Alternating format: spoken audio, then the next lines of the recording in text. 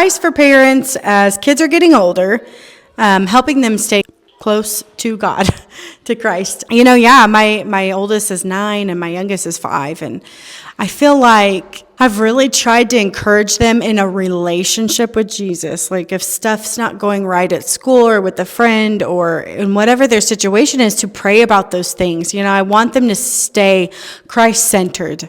We pray prayers before bed, and in the morning I pray a prayer over them in the car on the way to school. Of course, it's so amazing, the Christian content is getting better. God's raising up people to put out good Christian shows.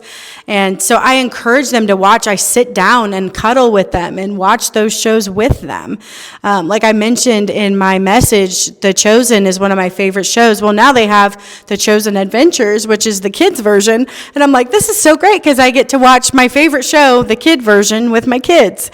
And, as I've sat there and watched it with them, they enjoy it. They want to watch it more. For parents with teenagers, I would just encourage you to continue taking them to church with you. I know life gets busy and they got sports and activities, but God has to stay an important factor in relationship in their life, even if life's busy with school and extracurricular activities and sports and etc. And if life is too busy that you can't get to church on a Sunday morning for a couple hours, then we might need to cut something else out. Again, that was where I was seeking the Lord on extracurricular activities for each child, that, he doesn't want them just put in everything, just busy for busy's sake. Even as they grow older and start dating or get into relationships, to encourage them to keep Christ at the center. Establishing that basis very early. Raise a child in the way that they should go, and they will not depart from it. You really do need to actually pay attention to the messages and the morals that are being taught, because sometimes those morals very obviously go against Christian teaching.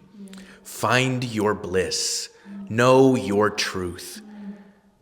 These are so prevalent in most of modern media.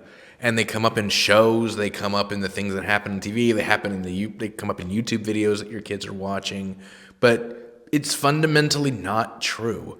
And it starts to make them believe that, and when two ideas oppose each other, even if the kid's not realizing it, they ought to make a choice about which one they believe. Which one are they going to believe? The one they're hearing all the time on everything they're watching, or the one that they're hearing at Sunday school? And it's going to affect their viewpoint of the world. Because at that early stages in life is when children are building their viewpoint and the structure of how they view the world.